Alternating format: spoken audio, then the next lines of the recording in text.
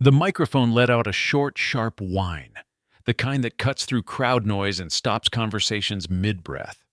Then the voice of Ronald Briggs, chairman of the Harlow Creek City Council, rolled across the open courtyard and settled over nearly 200 people like a pronouncement from a judge reading a final verdict.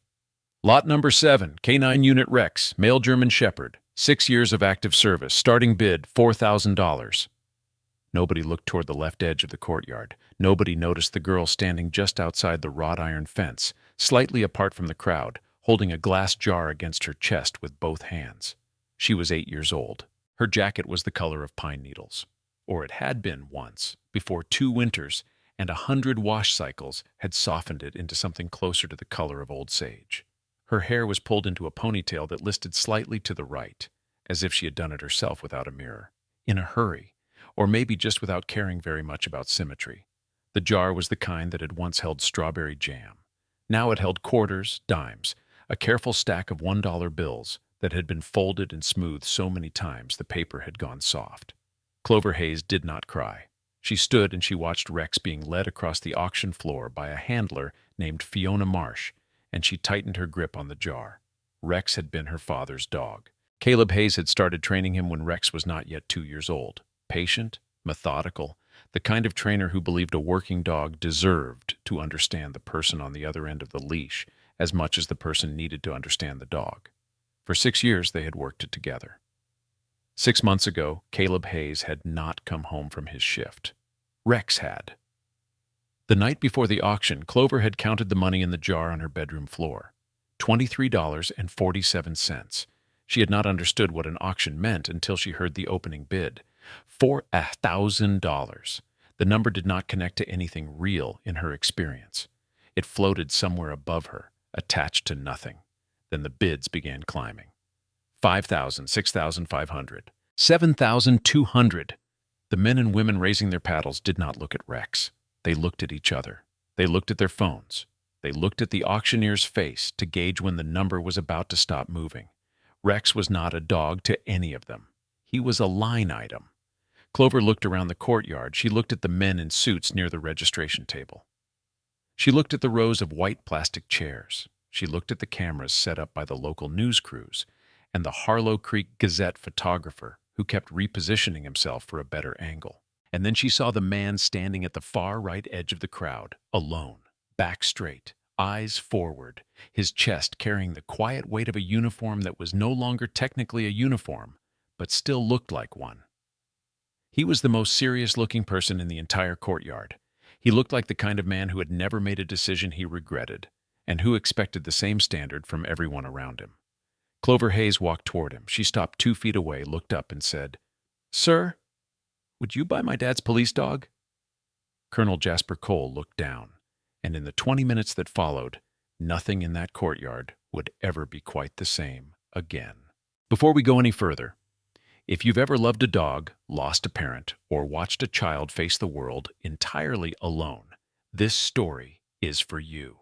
Clover Hayes walked into that auction with $23.47 and one question. What happened next has been watched over 40 million times and made veterans leave comments in all caps at 2 in the morning. Hit subscribe and turn on notifications before we go any further. Stories like this one deserve to find the right people. Don't let the algorithm bury it. The Harlow Creek City Courtyard on a Wednesday morning in late October was the kind of place that looked official without actually feeling important. The kind of civic space designed to suggest order while accommodating the low-grade chaos of public business. Rows of white plastic chairs had been arranged in a loose semicircle around a raised platform where Briggs stood behind a portable podium bearing the city seal. A banner had been zip-tied to the chain-link fence behind him. K9 Unit Retirement and Reallocation Auction, Harlow Creek Police Department. The lettering was clean, bureaucratic, entirely indifferent to what it described. Nearly 200 people had gathered. Some were there for professional reasons. Trainers, breeders, representatives from regional security firms who had received the notification and circled the date on their calendars. Some were there out of civic curiosity, the kind of Harlow Creek residents who showed up to city council meetings and school board hearings and treated local government as a spectator sport. A handful were there because they had known Caleb Hayes, or known someone who had, or simply felt that a police dog being auctioned off like a piece of equipment deserved at least a few witnesses who understood what that meant. Ronald Briggs had the practiced smoothness of a man who had been running public meetings for 15 years and had learned that the fastest way through difficult business was to treat it as though it were ordinary. He moved through the lot descriptions with a kind of administrative briskness that left no room for sentiment. Lot 1, a retired patrol vehicle. Lot 2 through 6, equipment, storage units, outdated communication gear. And now Lot 7, Rex. Briggs had adjusted his reading glasses and was scanning the registration sheet when a girl in a faded green jacket appeared at the edge of the registration table. Liam Foster, the city's legal counsel, a narrow-shouldered man in his 40s with the expression of someone perpetually reviewing documents for liability, looked up from his clipboard. "Registration closes at 9 a.m., he said, "and bidders need to be 18. Are your parents here?" "My mom's at work," Clover said. "She couldn't get the shift covered." "Then I'm sorry, but you can't register." He said it the way you say the cafeteria is closed. Factual, slightly inconvenienced, entirely done with the subject. Clover reached into the pocket of her jacket and set the jam jar on the registration table. The sound it made, glass against folding table, the muted clink of coins shifting inside, was small, but the microphone on the podium 20 feet away picked it up and sent it briefly through the speakers mounted on either side of the platform. In the half-second pause that followed, several people turned their heads. "I have $23.47, Clover said. Liam Foster looked at the jar, then he looked at the girl, then he looked back at his clipboard, as if the clipboard might offer him guidance. "That's not... The bidding is already at $7,200. "I know," Clover said. "I heard." She did not move the jar. She did not ask again. She just stood there, and the jar sat between them, and the coins inside it caught the pale morning light in a way that was quietly difficult to look at. It was at this moment that Erica Nash arrived at the table. Erica Nash was the regional director of a private K-9 training center that operated out of facilities in 3 states and held contracts with several municipal police departments. She wore a blazer the color of a stop sign, carried a clipboard of her own, and had the particular brand of professional confidence that comes from being right so often in so many rooms that you stop waiting for confirmation before you speak. "Rex has an assessed training value that places him significantly above the current bid," she said, addressing Liam Foster rather than Clover, as if the girl at the table were a weather event. "Present, noted, not a factor in planning. My organization has the infrastructure and the licensing to develop that value appropriately. A private placement would serve the asset better than a civilian adoption, and I think we both know that." She let the word civilian settle for a moment, freighted with quiet condescension. Clover looked at her. Nash did not look back. What Nash did not understand, what none of the people in the registration cluster understood in that moment, was that a few yards away, at the edge of the courtyard's open space, something was happening that had nothing to do with bids or licensing or assessed training value. Fiona Marsh was walking Rex across the courtyard toward the platform.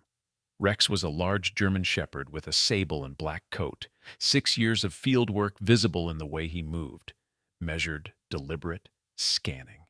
He was not an anxious dog. He had been trained out of anxiety. What he had been trained into was attention, and right now his attention had stopped. He had been walking in a clean line at Fiona's left heel, as he had been trained to do, and then somewhere between the 5th row of chairs and the edge of the platform he stopped, not hesitated. Stopped, forepaws planted, head turned 45 degrees to the right, toward the edge of the crowd. Fiona gave the leash a gentle correction. Rex did not move. She tried again, firmer. Rex took 1 step forward, then stopped again, his body oriented towards something, or someone, that Fiona could not identify from her angle. The dog made no sound. He simply stood, in the focused stillness of a working animal that had identified something significant and was waiting for the rest of the world to catch up. At the edge of the crowd, Jasper Cole was looking at his phone. He was standing apart from the seated sections near a gap in the temporary fencing that had been left for staff access. He wore civilian clothes, dark trousers, a collared shirt, the kind of jacket that military men default to when they are required to not appear military, which usually has the effect of making them appear more military. He was in his mid-50s, with close-cropped silver-gray hair and the kind of posture that does not soften with age, because it was never posture in the usual sense. It was structure, built into the body at a cellular level over decades of repetition. He had come for administrative reasons. There was paperwork related to a veterans liaison program that required his signature and his physical presence, and someone at the city office had scheduled the appointment to coincide, through some failure of coordination, with the auction. He had not known the auction would be happening. He had arrived, been handed a visitor badge, been pointed toward the courtyard, and was now waiting for someone from the clerk's office to come find him.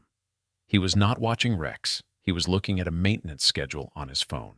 He did not notice when his left hand, unprompted, operating entirely on its own authority, dropped to his side and shifted to a position of parade rest.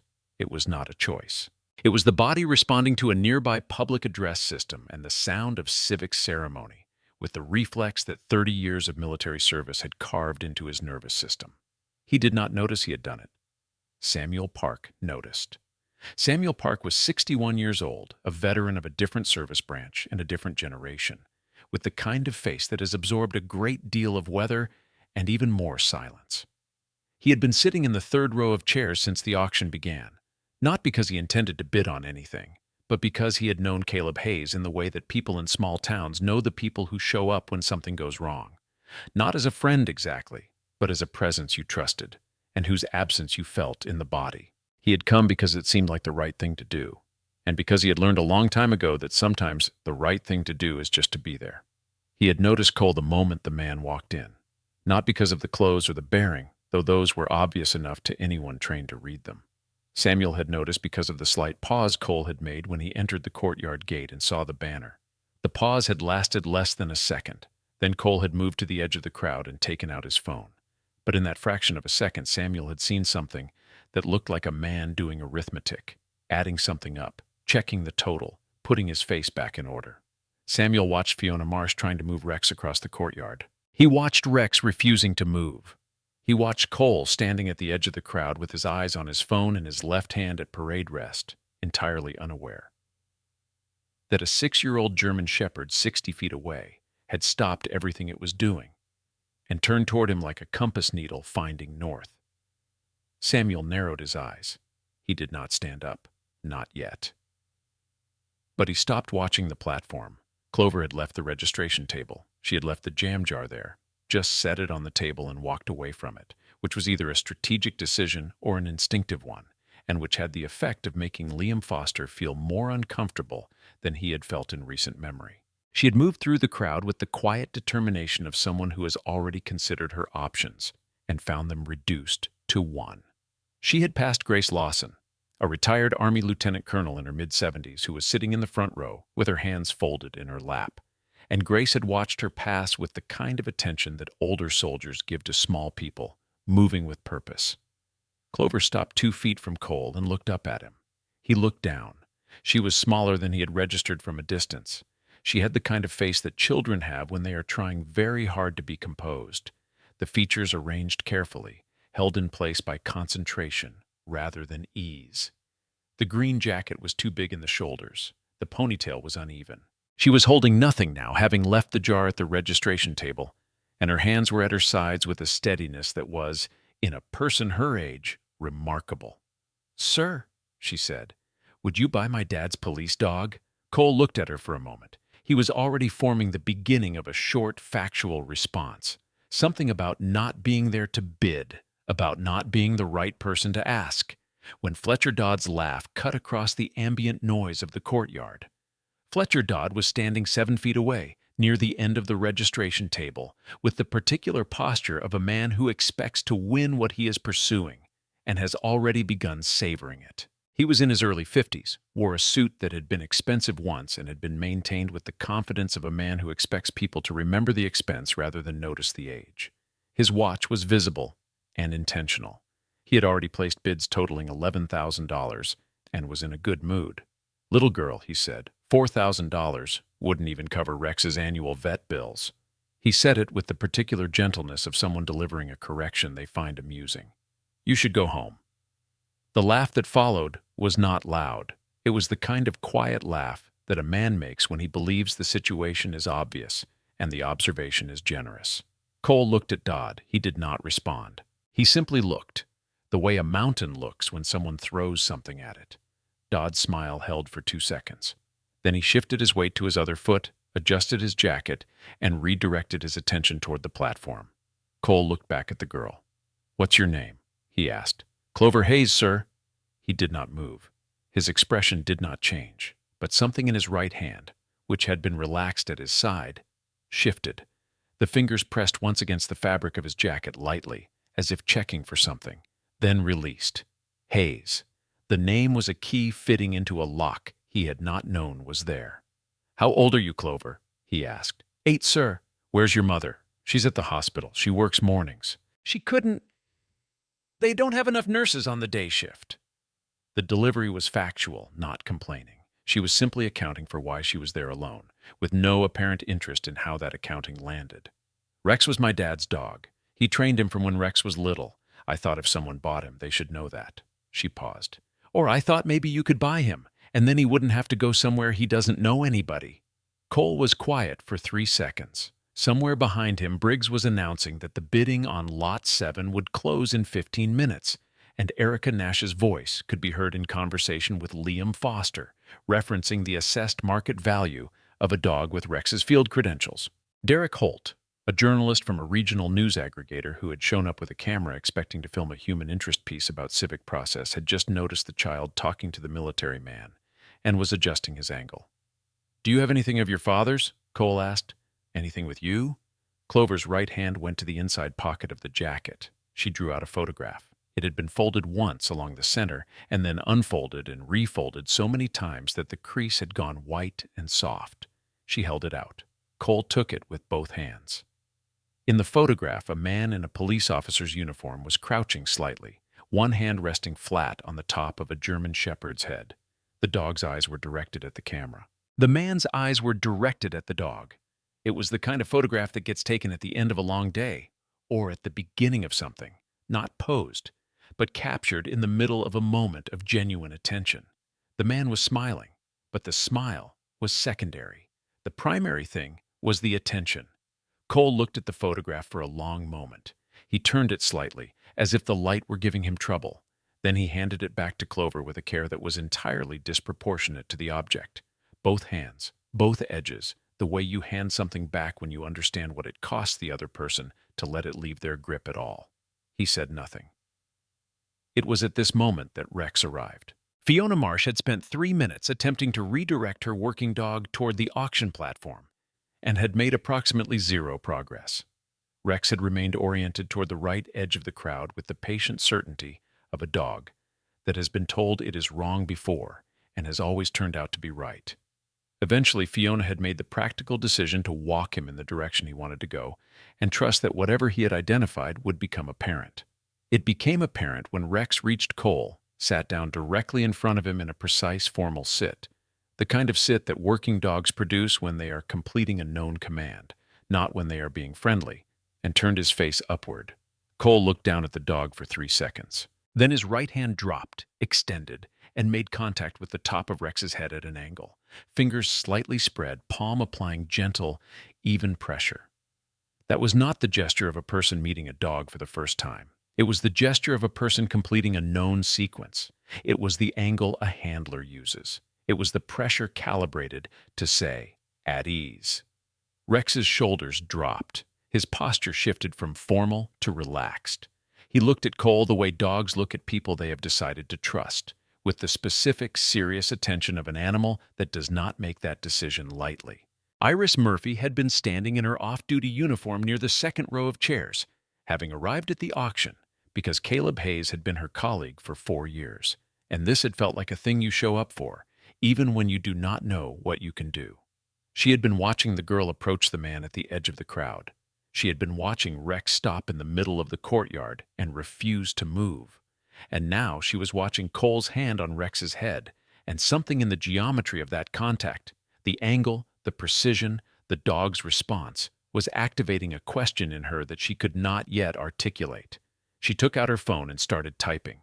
Briggs's voice from the platform. We have a bid of $11,000. Do I hear 11,500? Erica Nash raised her paddle without looking up from her phone. 11,500. Do I hear 12? Near the registration table, Daisy Turner, Clover's third-grade teacher, who had driven Clover to the auction that morning at the request of Amber Hayes, who had spent 3 days trying to figure out how to tell her daughter that some things that are fair in the way that matters most to 8-year-olds are not the same as things that are legal, had been watching the scene near the fence with growing uncertainty. She was a woman in her early 30s who understood children and was less certain about the rest of the world, and what she was watching had moved beyond her ability to manage. She approached Cole carefully. "I don't know if Clover told you," she said. "Her father. He passed 7 months ago, in the line of duty. Clover's been asking about Rex since the week after the funeral. She's been saving that money for 3 months." Cole looked at Daisy without expression. "Her mother works overnight shifts," Daisy continued. "There's no other family here in town. Clover came on her own this morning. I drove her, but she came on her own." She paused. "I thought you should know." Cole turned away. He took 3 steps toward the gap in the temporary fencing. He stopped. He stood there for a moment with his back to the courtyard. The crowd, the bidding, the dog sitting at formal rest beside Fiona Marsh, who had given up trying to reclaim the leash. And he was very still in a way that was different from his usual stillness. His usual stillness was structural. This was something else. In the 3rd row, Samuel Park stood up.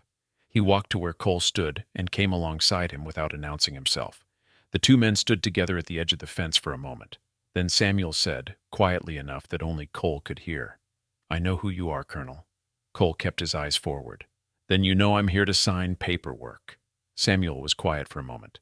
"That what you're telling yourself?" Cole said nothing.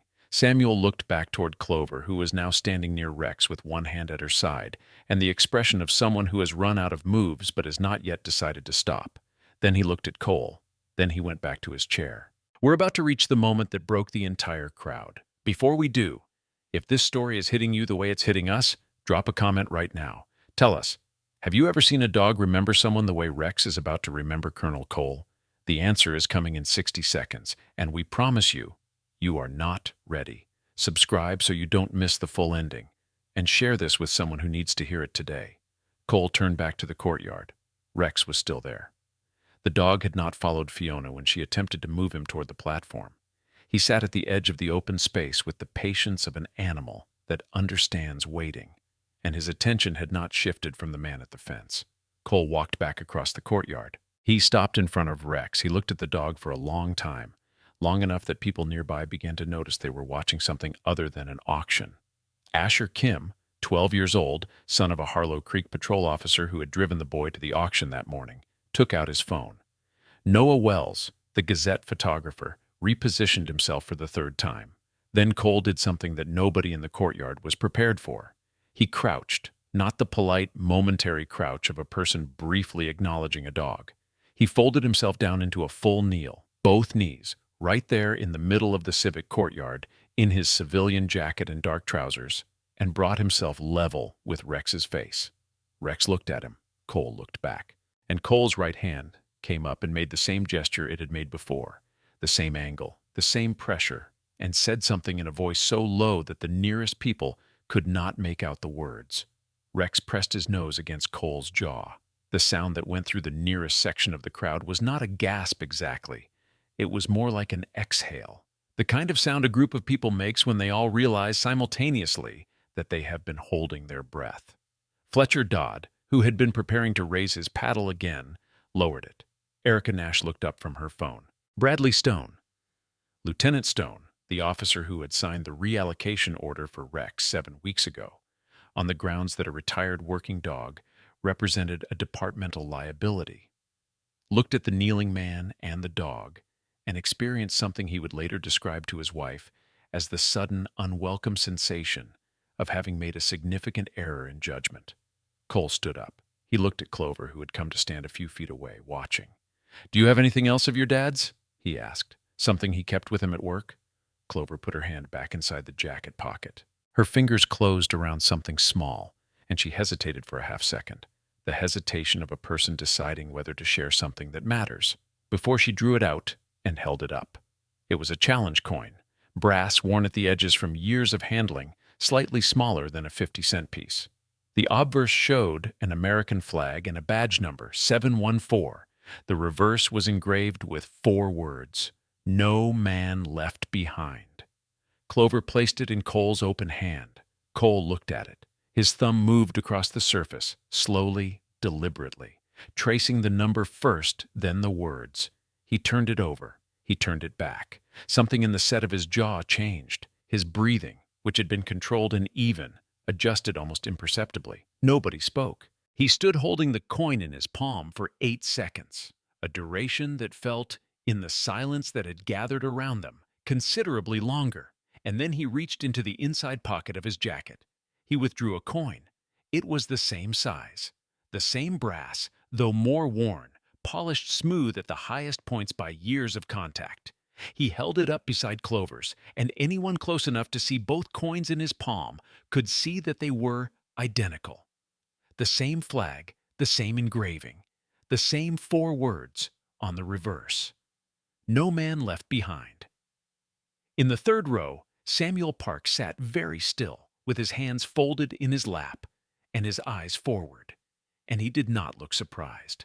In the front row, Grace Lawson, and retired Army Lieutenant Colonel, who had sat through every lot with the patience of someone who has attended funerals and change of command ceremonies and has learned to recognize the moments that matter, stood up, quietly, without announcement. She just rose from her chair and stood.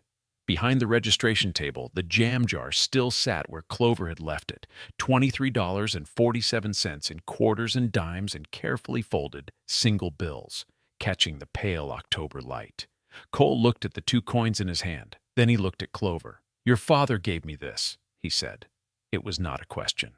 Clover looked at her coin, then at his. "When?" she asked. Cole's answer was not immediate.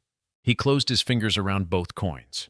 He looked at Rex, who was still sitting at rest, watching him with the composed, serious attention of a dog that has been trained to be patient and has, over 6 years, developed a genuine preference for it.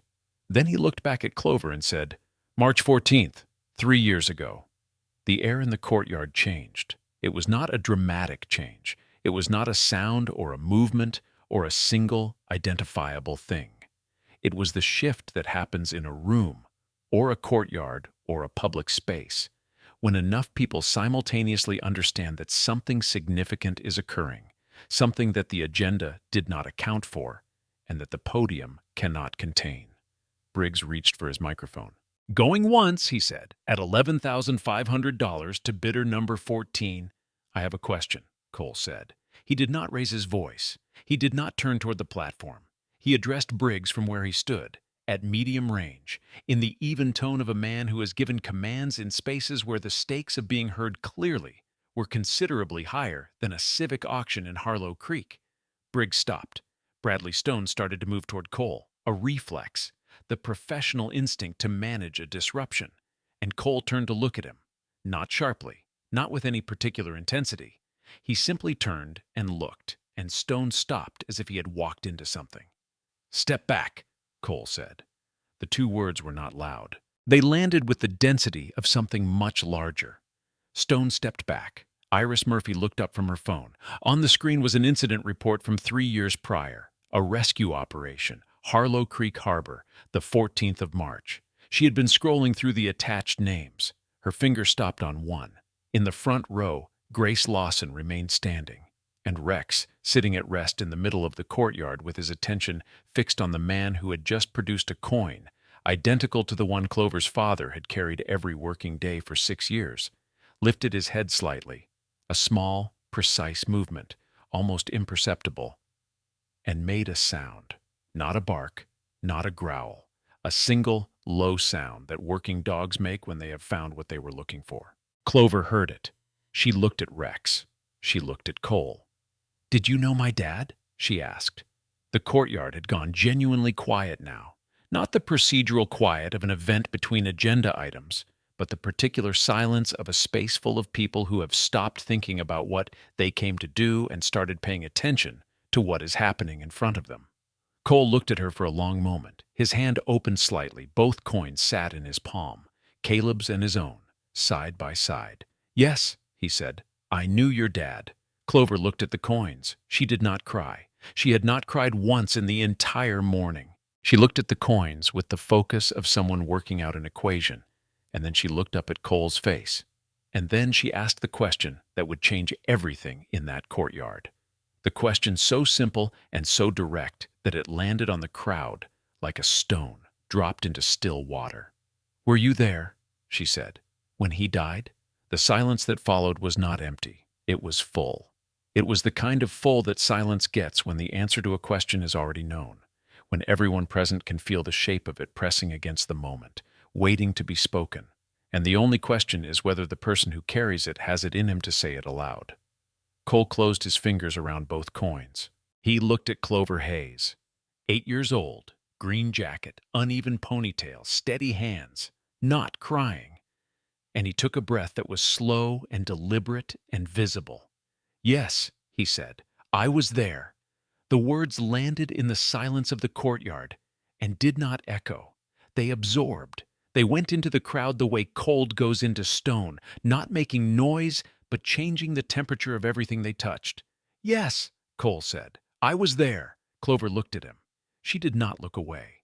She did not ask the next question immediately. She let the answer exist first, the way a child who has been waiting a long time for something will pause before reaching for it, just to confirm it is real. Then she said, "What happened?" Cole looked at the 2 coins still closed in his palm. He looked at Rex, who had moved to sit beside Clover with the quiet authority of a working dog taking up a protective position without being directed to do so. He looked at the banner on the fence that read K9 Unit Retirement and Reallocation Auction in clean black lettering, and at the podium where Ronald Briggs was standing with his hand resting on the microphone and an expression that suggested he was not certain whether to wait or to proceed, and was leaning strongly toward proceeding, because proceeding was the thing Ronald Briggs knew how to do. Cole put both coins in his jacket pocket. "March 14th, he said, 3 years ago. There was a situation at the harbor, the old warehouse complex on the North Dock. Your father was the responding officer on what came in as a reported fire." He said this evenly, factually, at the measured pace of a person choosing their words, not because the words are difficult to find, but because the weight of each one requires careful placement. It wasn't just a fire. Iris Murphy, standing 12 feet away with her phone in her hand, and the incident report from March 14th, 3 years ago, open on the screen, looked at Cole. Her finger was resting beside a line of text in the document that read, "Hostages confirmed. 3rd floor. Warehouse structure. Smoke compromising evacuation." And below that, a list of names. She had scrolled through to the section marked Civilians Extracted. There were 3 names. The third one was Jasper Cole, and beside it, in the field marked Affiliation, someone had typed USMC Retired Colonel, and then in the adjacent field marked Notes had written Non-Residential, Visiting Regional VA Liaison Office, Incidental. She looked up from the phone, then she looked back down at the document, then she looked at Cole and understood, in the particular way that law enforcement officers understand things, not as a feeling, but as a confirmation of a structure that was already assembling itself, exactly what she was standing in the middle of. She put her phone in her pocket and did not say anything. Not yet. Cole continued. There were people in the building. The fire team wasn't equipped for the situation as it turned out to be. Your father went in. A pause. He went in 3 times. Clover was completely still. The first time, he brought out 2 civilians from the 2nd floor. The second time, he and Rex was with him. Clover. Rex went in with him every time. Cole stopped for a moment. Something moved behind his eyes. Not grief exactly, but something adjacent to it, something that had been stored carefully for a long time and was now being handled in open air for the first time. The second time, he brought out one more, an elderly man who couldn't move on his own. In the 3rd row, Samuel Park sat with his hands folded and his eyes on the ground in front of his feet, listening. "I was on the 3rd floor," Cole said. "I had been there for a meeting. The liaison office uses that building during the day, or they did then. By the time the situation was clear enough for the building to be evacuated, the stairwell I came in through was blocked. I couldn't get down. The smoke was... It was significant. I had been waiting for about 14 minutes when I heard the dog." Rex, sitting beside Clover, turned his head slightly at the word dog, the way trained animals respond to language they recognize as meaningful, without understanding the full context. Clover put her hand on his head without looking down at him. Her eyes stayed on Cole. Rex came up the stairwell on the north side of the building, the only stairwell still passable, and your father came right behind him. Cole's voice remained steady, but there was something in the steadiness that required effort, the kind of controlled level that a person maintains not because they are unaffected, but because they have practiced being unaffected for so long that the practice and the reality have become difficult to distinguish. He got me out. He and Rex together. Rex led the way down, your father right behind us, making sure I kept moving. A pause. We got to the ground floor exit. Your father told me to keep going, to get clear of the structure. He said he was going back in.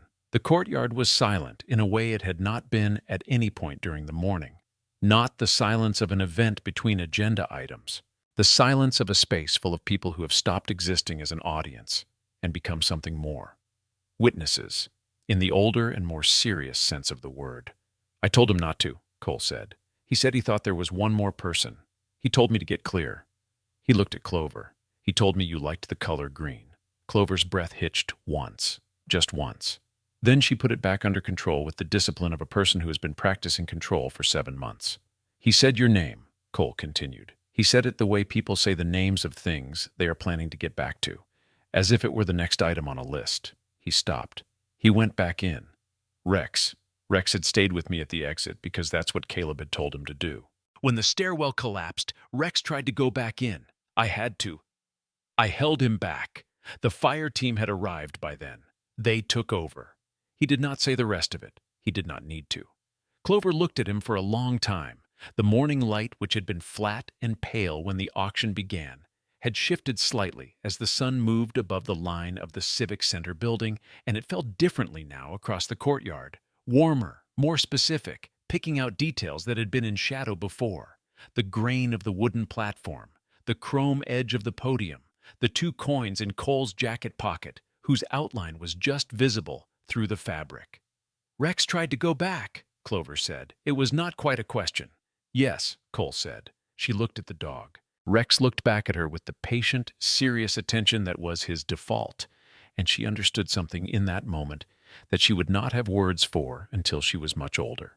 That the dog sitting beside her was not just what was left of her father's job.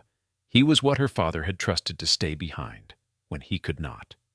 She reached into her jacket pocket again. She drew out the challenge coin and held it up to Cole. You should keep this, she said. It's yours. Cole looked at the coin. He looked at Clover. Something in his expression, which had been controlled and careful and managed, shifted in a way that was small and not small at all. That's your father's, he said. I know, she said, but it was a thank you. He gave it to you as a thank you, right? Cole did not confirm or deny this immediately. If you already had one, Clover continued, and he gave you another one, that means he really wanted you to have it. She turned the coin over in her fingers. I think you should keep it. The break in the surface happened slowly at first, and then all at once. Fletcher Dodd, who had spent the morning with his auction paddle and his expensive watch and his fund of ready condescension, lowered the paddle completely and put it on the empty chair beside him. He did not speak. He looked at Dodd's own hands, as if they had become unfamiliar objects.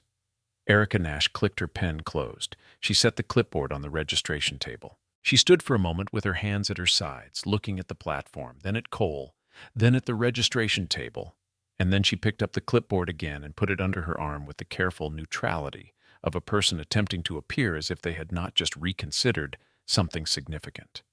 Liam Foster had not moved from his position behind the registration table. He was looking at the jam jar, Clover's jar, $23.47 in quarters and dimes and soft folded bills. And the expression on his face was the expression of a man conducting a private audit that is not going well. Ronald Briggs had not spoken in over 3 minutes, which was, by any measure, an unprecedented duration for a man whose professional function was continuous speech. He was still standing at the podium with his hand on the microphone, but the hand was resting on it now, not holding it, the way you rest your hand on a piece of furniture in a room where you are no longer sure of the correct protocol. Bradley Stone had not moved since Cole had told him to step back. He was standing approximately 6 feet from where that exchange had occurred, with his hands at his sides, and he was looking at Cole with an expression that was doing considerable internal work. In the front row, Grace Lawson was still standing.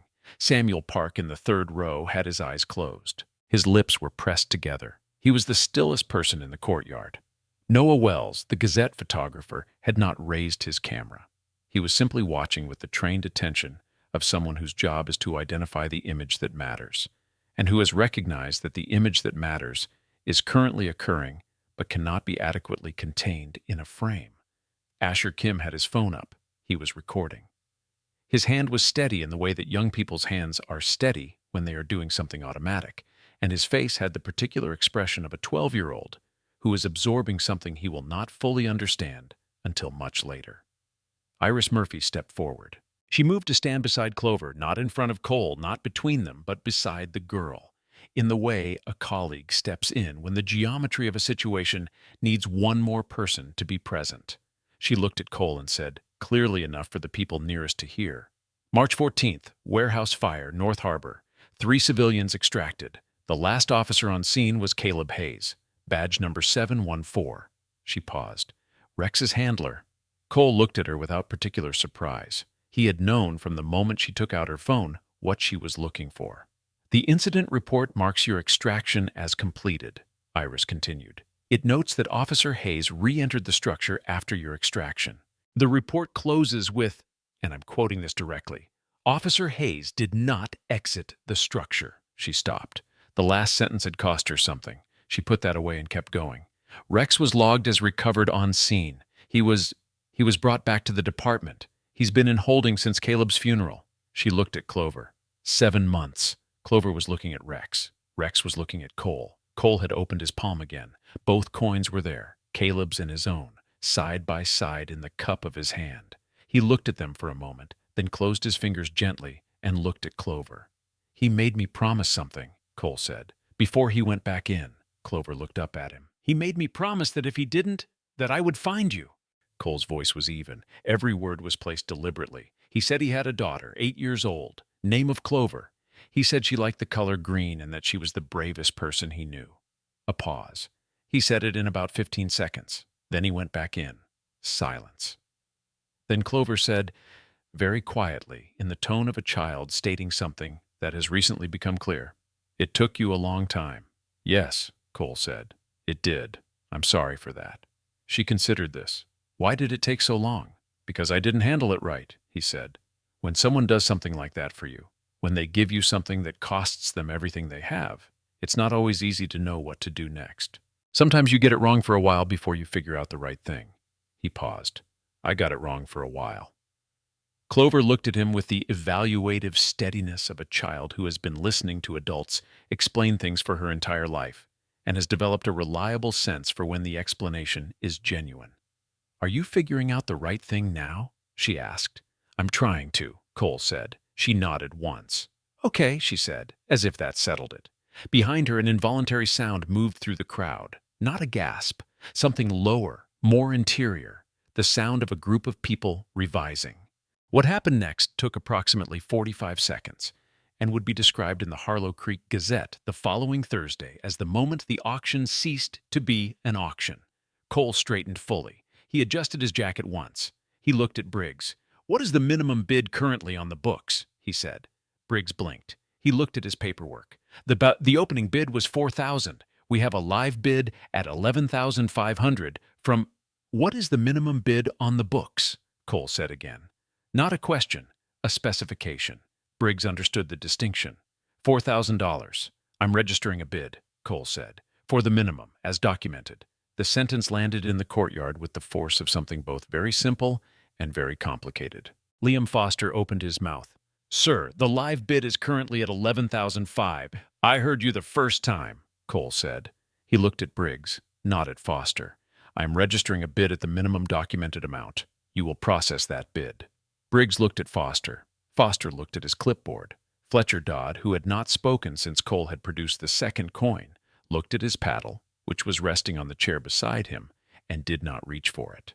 Nobody reached for a paddle. The silence that followed was the silence of people making a collective decision without consulting each other.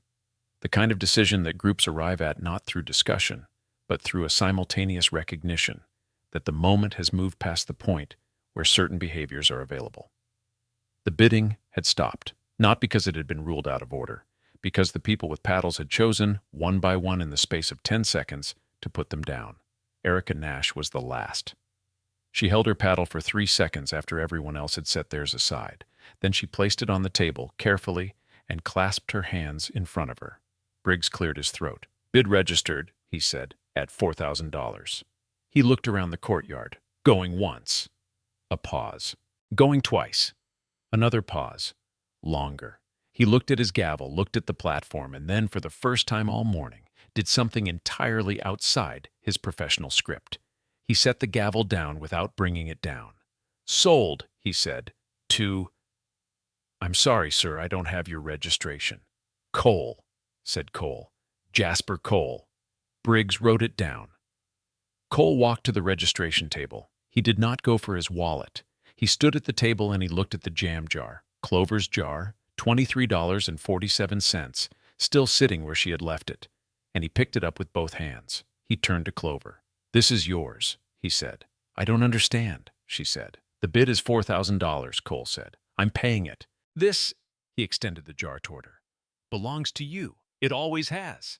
Clover looked at the jar. She looked at Cole. Then she reached out and took it, and the transaction, if it could be called that, was complete.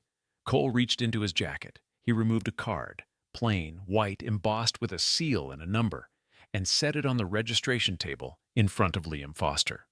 "For whatever paperwork you need," he said. Foster picked it up, looked at it, and a small change came over his face. The change of a man who has just read a rank he was not expecting. He set the card down carefully and reached for his pen. It was at this precise moment, with the paddle lowered and the gavel set and the bid registered at $4,000, that Cole did the thing that nobody in the Harlow Creek Civic Courtyard would ever fully agree on how to describe, though they would spend the better part of the next several years attempting it. He turned to face Clover Hayes. He squared his shoulders. His hands came to his sides. His feet came together, left to right, precisely, with the alignment of a man who has executed this movement 10,000 times and feels the correctness of it in the bones of his feet. He drew a single breath.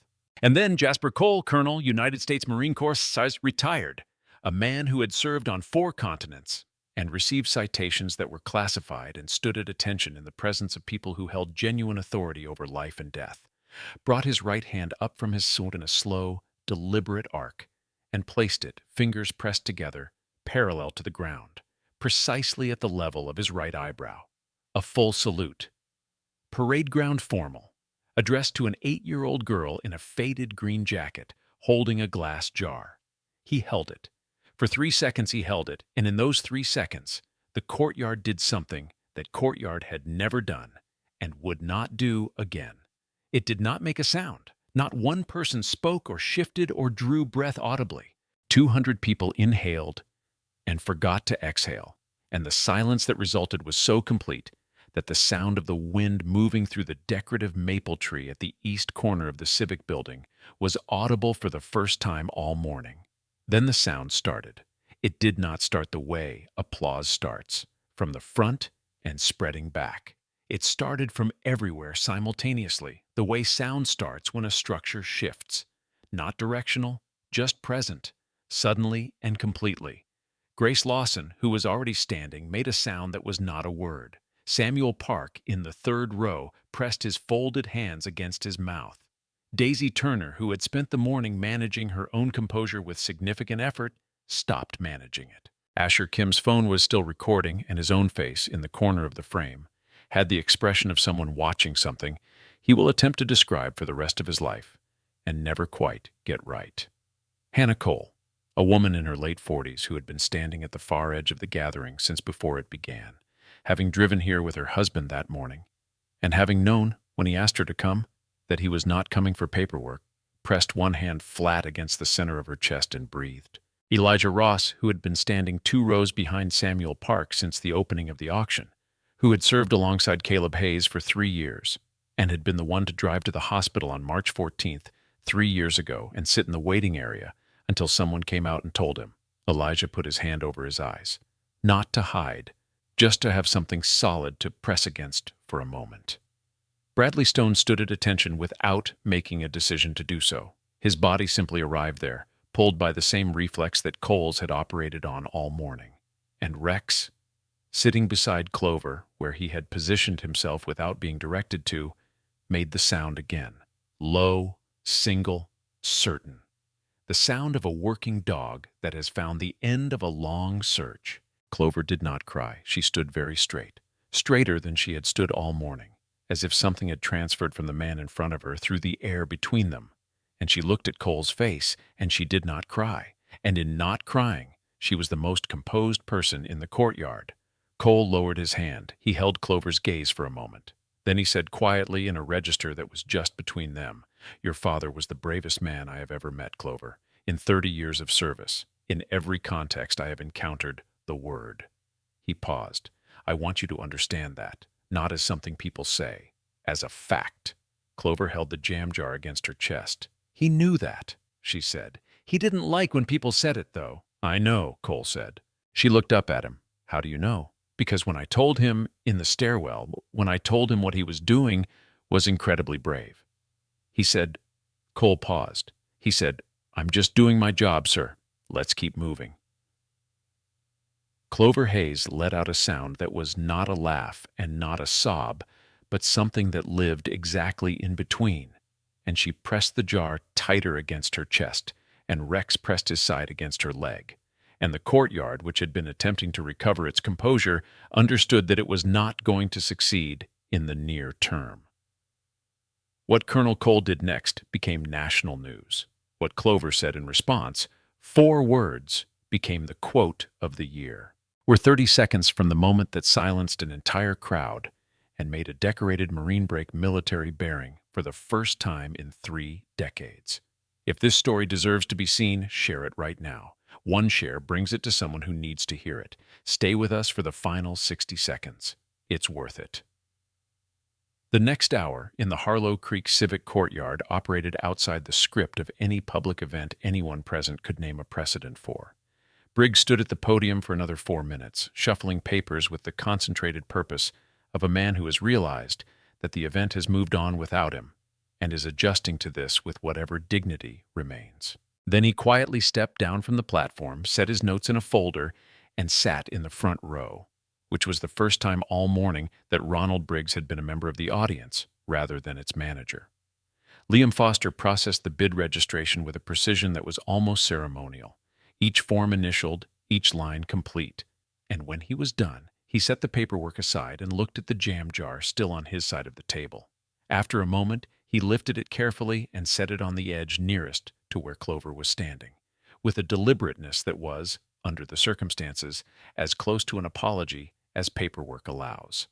Fletcher Dodd collected his jacket from the chair, said nothing to anyone, and left. He was halfway to the parking area when he stopped. He stood there for a moment with his hands in his pockets, facing the parked cars. Then he turned around and walked back. He did not speak when he returned. He found an empty chair at the end of a row and sat in it. And he sat there for the remainder of the morning with the particular stillness of a man revising something fundamental.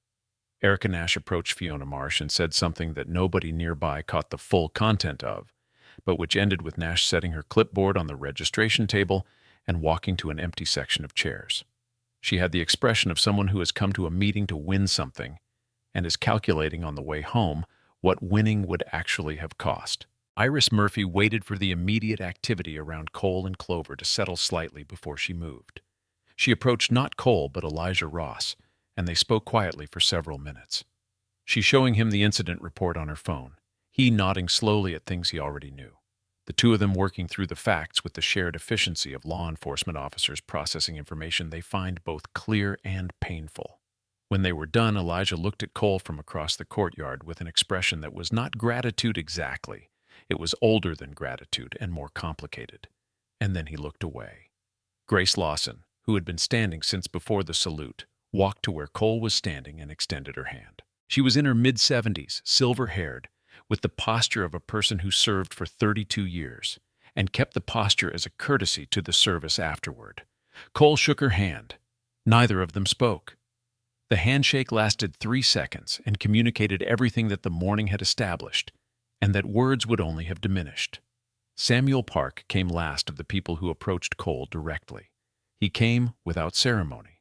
simply walked up and stood beside him for a moment, the way he had earlier, at the fence. "I figured it out in March," he said, "when I saw the incident report in the paper. Your name was in the extracted list, and I recognized the rank." He looked at Clover, who was now sitting on the edge of the platform with Rex beside her, her hand in his coat, his chin resting on her knee. "I wondered when you'd come." "Took me a while to figure out the right approach," Cole said. "Paperwork," Samuel said. "Paperwork," Cole confirmed. Samuel looked at him sideways. "You could have just knocked on her door." "Yes," Cole said. "I could have." He was quiet for a moment. "But she came here today, which is better." Samuel Park looked at the girl and the dog sitting on the edge of the platform in the October light, and he made a sound that was approximately agreement. The paperwork took another 40 minutes. Fiona Marsh handled the transfer documentation for Rex with a thoroughness that reflected, in part, genuine professional care and, in part, the sense, shared by everyone filling out forms in the vicinity, that the documentation needed to be right, every field complete, every signature in the correct location. When she was done, she unclipped the auction identification tag from Rex's collar and set it aside, and she reattached the collar that had been submitted with Rex's impound documentation, the one with the worn leather and the small metal plate that read Rex/Caleb Hayes/Badge 714. She crouched in front of Rex. "Good boy," she said, in the specific tone of a handler's completion, the tone that means the work is done and the work was done correctly. Rex looked at her. Then he looked at Clover, then he looked back at Fiona and waited. "Go ahead," Fiona said. Rex moved to Clover and sat beside her, and this time he did not maintain the formal posture of a dog in official positioning. He leaned.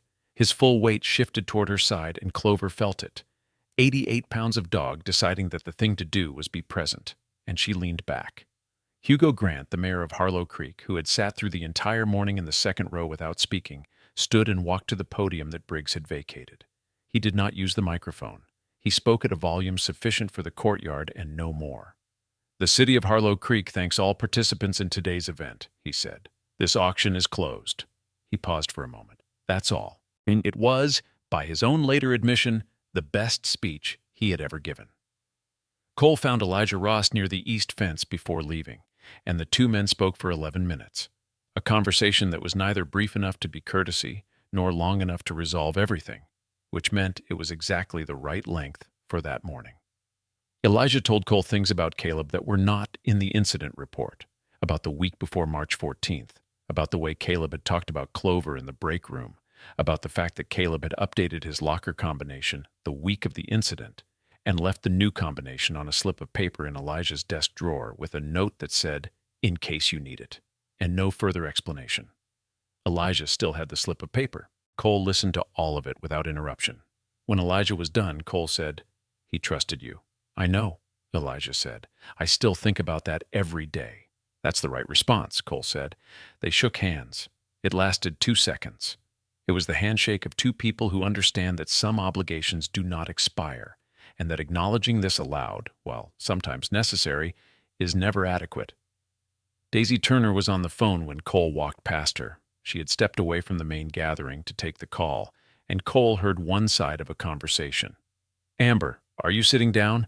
I need you to know Clover is fine. She's completely fine, but I need to tell you something that happened this morning." A pause. "No, nothing is wrong. Amber, something went right."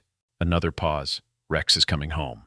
Cole stopped walking. He stood for a moment with his back to the courtyard, listening to the silence on Daisy's end of the call, which lasted several seconds, and which contained what he had driven an hour to try to return to one family. He started walking again. He reached the east corner of the courtyard where Hannah was waiting. She looked at his face, the way a person looks at the face of someone they have known for 27 years and have watched carry something without putting it down. And she said, "How did it go?" "I think it went right," Cole said. She took his hand, not his arm. His hand, the way you hold on to something you've been worried about. "Good," she said. "It's about time." They stood together at the edge of the courtyard for a moment, looking back at the space where the auction had been.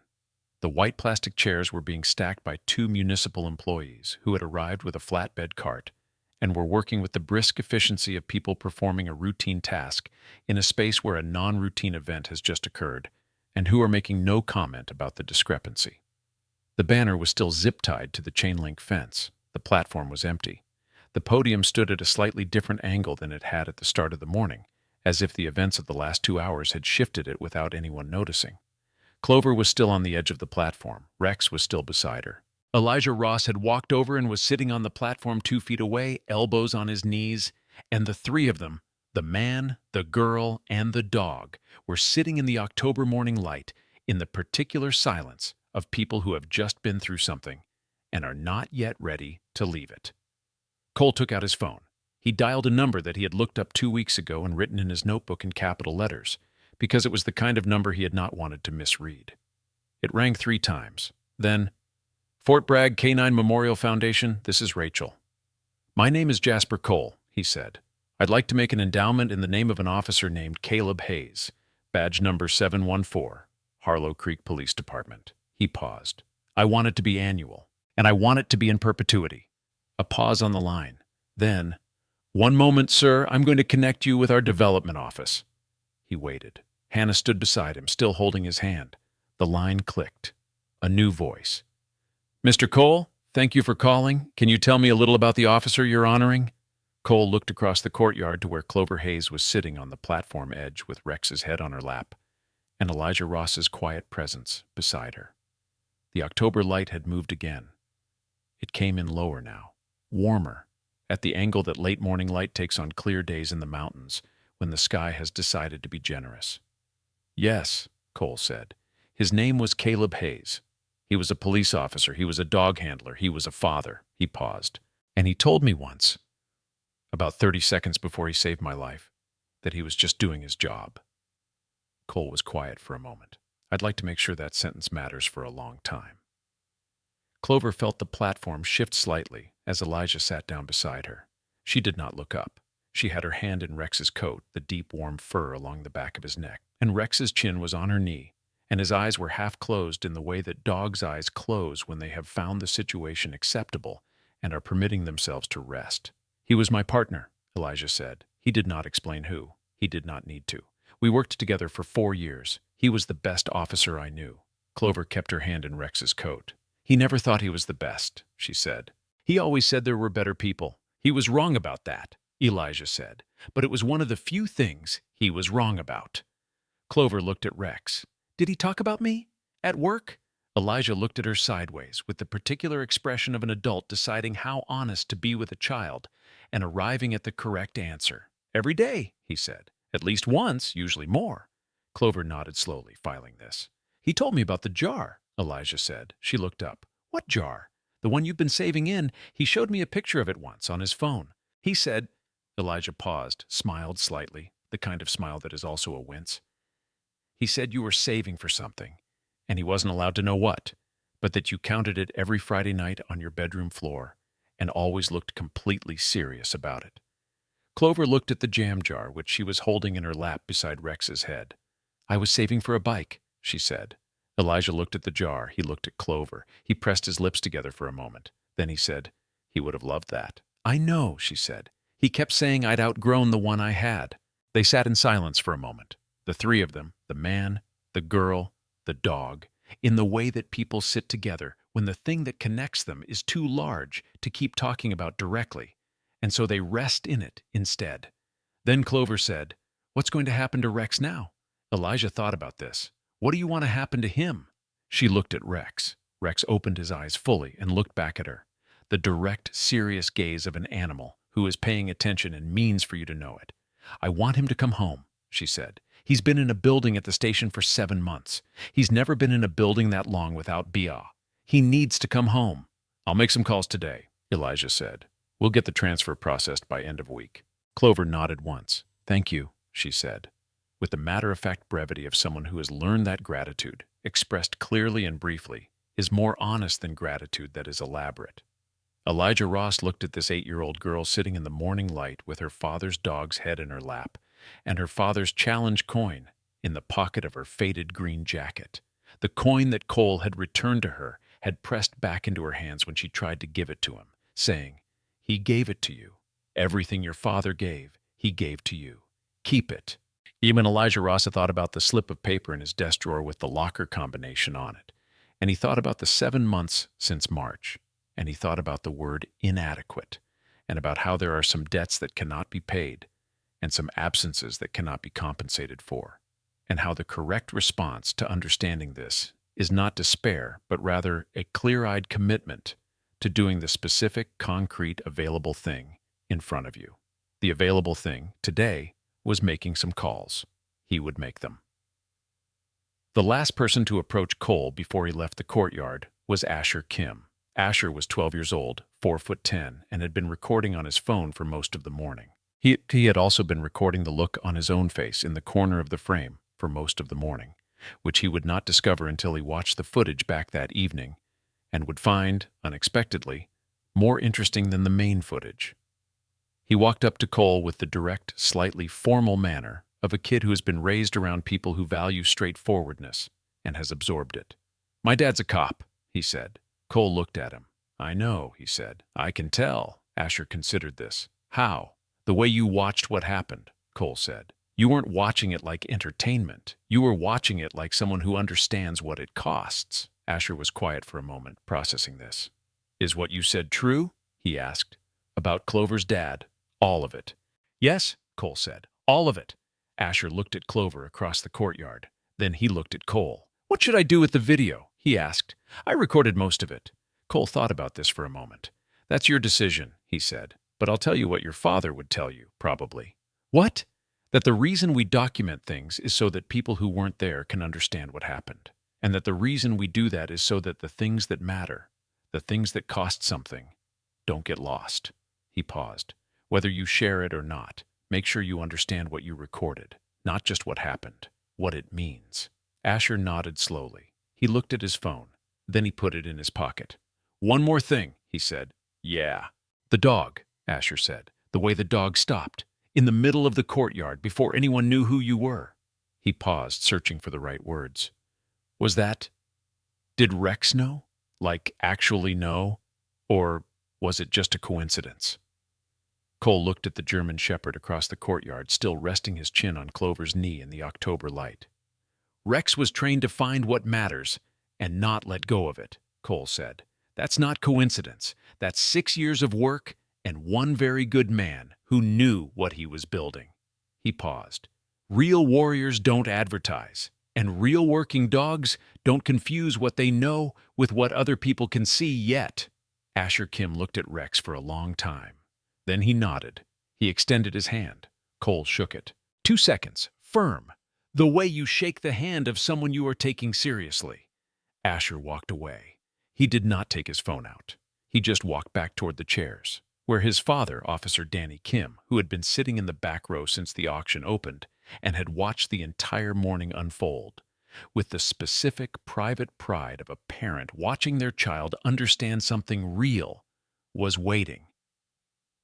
Clover was the last one standing in the courtyard when the municipal employees finished stacking the chairs. They had navigated around her with the professional courtesy of people who recognize when something is still in use. She was standing in the middle of the open space with Rex at her left side, heel position, though she hadn't asked him to take it, holding the jam jar in both hands and looking at the place where Cole had stood when he saluted her. The banner was still on the fence. K-9 Unit Retirement and Reallocation Auction.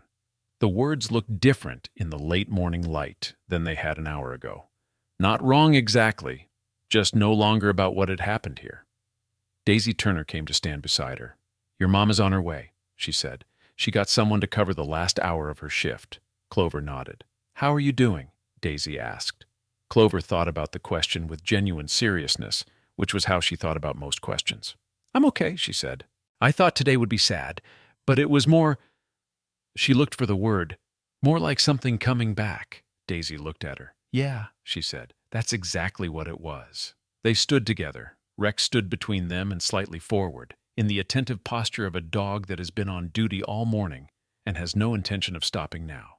Clover looked at the coin in her palm, Caleb's, with the number and the 4 words. She turned it over once, then she closed her fingers around it. "Daisy," she said. "Yeah?" "The colonel. He said Bay knew he wasn't going to come back when he went in the 3rd time." She was quiet for a moment. "Did he know before that, like before the fire?" Daisy was quiet. "He left a combination to his locker," Clover said. Mr. Ross told me. He left it the week before. In Mr. Ross's desk, just in case. She looked at Rex. Ba was careful about things like that. Daisy put a hand on Clover's shoulder. She did not say the thing that adults usually say in this moment. The softening thing. The managing thing. She said, "Your dad was one of the most careful people I ever knew. And the most brave." "I know," Clover said.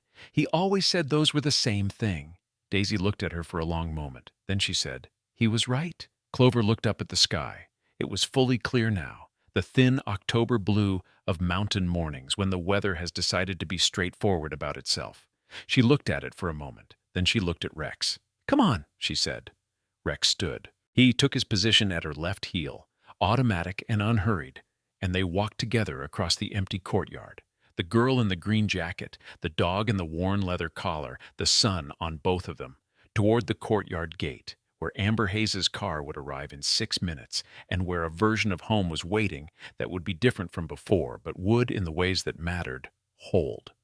Clover reached the gate. She stopped for a moment and turned back to look at the courtyard one more time. She looked at the spot where Cole had kneeled, the spot where Rex had sat and waited, the spot where the jam jar had been on the registration table, the spot where the podium still stood slightly angled, at the center of the empty space. She turned around and walked through the gate. Rex walked beside her. And if you had been standing at the right distance at the right moment, if you had been in the maple tree at the east corner or on the roof of the Civic building looking down, you would have seen, in the open courtyard she left behind, $23.47 still sitting on the registration table. And you would have seen Liam Foster, who had not yet left, walk to the table, look at the jar for a long moment, and then pick it up and carry it through the courtyard gate in the direction the girl had gone. He didn't catch up to her, but he tried. 3 days later, Cole made a second phone call, not to the foundation.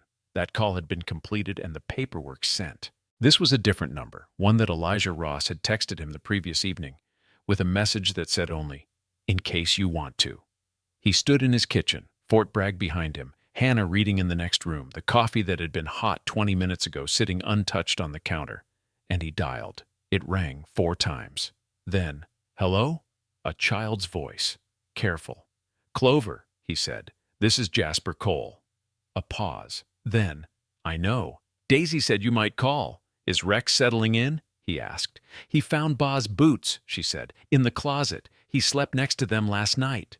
Cole was quiet for a moment. "That sounds right," he said. "Yeah," Clover said. "I thought so too." He said what he had called to say, that he had made arrangements with the foundation, that there would be a small ceremony in Caleb's name at the K-9 facility at Fort Bragg in the spring, that she and her mother were welcome if they wanted to come. No obligation.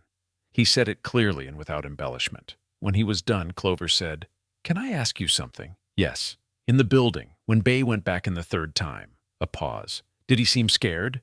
Cole considered this. He had considered it many times in 3 years, approaching it from different angles, and he had arrived, eventually, at the answer that was true rather than the answer that was comfortable. "No," he said. "He didn't." "Was he?" "I think," Cole said slowly, "that brave people and scared people are usually the same people. The fear doesn't go away. They just decide what matters more." He paused. "Your father had already decided, a long time before March 14th. A long pause. Then Clover Hayes said, with the directness of an 8-year-old who has already understood something that most adults spend their whole lives working toward. He chose right. 4 words. Cole sat with them for a moment. Then he said, "Yeah, he did."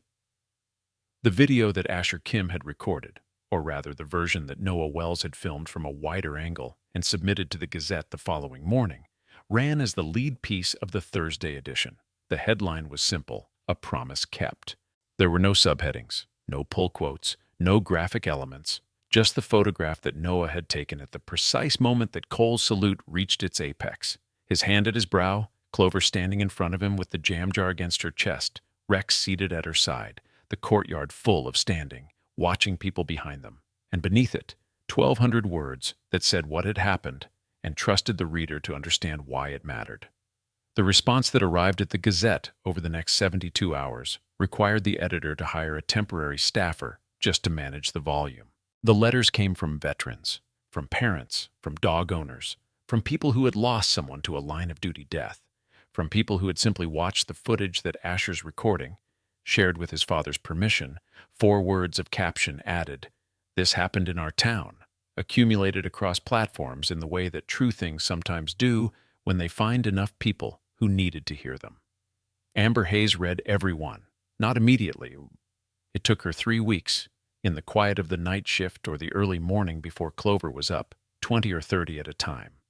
She read them with the particular attention of a person who is looking, in the accounts of strangers, for confirmation that the thing she has been telling herself for 7 months is true. She found it in different words from different directions, in the letters of people she had never met and would never meet, who had felt in 20 minutes of a Wednesday morning in October something of what she had been carrying since March. She did not write back to any of them. She kept 3. One from a widow in Alabama whose husband had died in similar circumstances 14 years prior. One from a Marine who had served 2 tours and who wrote in a handwriting so precise it looked typeset that he had never personally met Caleb Hayes, but was confident he was the kind of person who would have been worth meeting. And one from a 12-year-old named Asher Kim, who had written to the paper in careful, unembellished sentences. "I was at the auction." I recorded some of it on my phone. What I keep thinking about is the dog. The dog knew first. Before anyone figured it out, Rex already knew. My dad says that's what you train for, to find what matters before anyone tells you to. I think Officer Hayes must have been a very good trainer. Asher Kim, age 12. Amber had that one folded in the drawer of her bedside table, beside Caleb's backup badge and the photograph of the 2 of them at the harbor on a summer evening 3 years ago, before March, in the light. Clover came home from school on the Thursday the paper ran and found Rex at the door, which is where he was every day when she arrived, had been every day since Elijah Ross had driven him over in the department transport van, standing in heel position at the front door, with the patient formality of a dog who has been on duty all day and is choosing to maintain bearing through the completion of his assignment. She came in. She dropped her backpack. She crouched to Rex's level and looked at him. And he looked back at her, and she said, quietly, the way she said most things, "Good dog." Rex's tail made 3 slow sweeps. She stood up. She went to the kitchen. She set the jam jar, which she had put back on the windowsill above the sink, where it caught the afternoon light, in a way that scattered small coins of gold across the counter, and looked at it for a moment. Then she opened the cabinet, found the container of kibble, and measured out Rex's dinner with the calm competence of a person executing a known routine. Rex came and stood beside her and waited. She set the bowl down. He looked at it. He looked at her. He waited. "Go ahead," she said. He ate. She stood and watched him, with her hands at her sides and the late afternoon light coming in through the kitchen window, and somewhere in the house, the radio was on low. Her mother had left it on when she went to work, the way she always did, so the house would not be completely quiet when Clover arrived. And the sound of it moved through the rooms, like something that had always been there, or like something that had come back. She put her hand in her pocket. Her fingers closed around the coin. The weight of it was familiar now. She was learning its edges, the way the engraving felt under her thumb, the specific resistance of the brass, the 4 words, "No man left behind." She stood in the kitchen with her hand around the coin and Rex eating his dinner beside her. And she was entirely still, and she was 8 years old, and she was already in some way that had nothing to do with age, certain. Her father had chosen right. He always had.